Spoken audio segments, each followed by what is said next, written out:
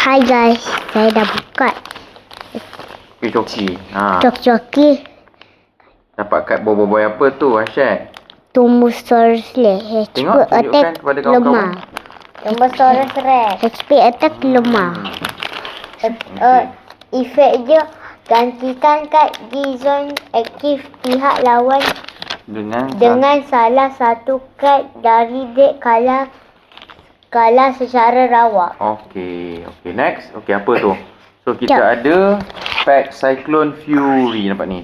Cyclone Kita Fury dapat beli dekat Xiaomi. Okey, apa yang kad pertama yang dapat dekat Cyclone Fury ni? Apa yang kita dapat? pertama kita dapat kunci rahsia istana Kuputeri. Kunci istana Kuputeri. Kunci istana kunci rahsia istana Kuputeri. Automatik menang jika seri dalam Kosong. Okey, kad yang kedua? Biar bang. Start ni. Rope dan Octobot.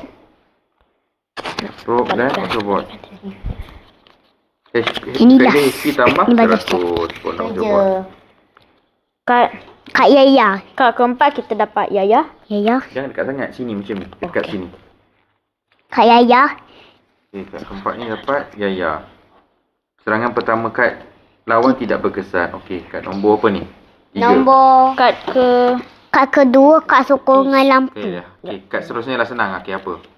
Kad keempat dapat Bukan dekat. Okay. Kat sini je, kat sini. Kad sahaja. lampu. Kad lampu bot. Susun semua kad di tangan ke dalam deck dan ambil 3 kad paling atas. Okey, next. Kad kelima kita dapat Boboiboy Halilintar. Kad terakhir sekali Tumbusaurus Rex. Okey, Tumbusaurus Rex. Kad terakhir sekali Tumbusaurus Rex. Okey, apa benda ni? Tumbusaurus Rex. Alpha Tumbosaurus Rex. Alpha. Ambil satu kad dari bahagian atas deck dan letakkan di tangan. Okey. Bye guys. Jumpa lagi guys.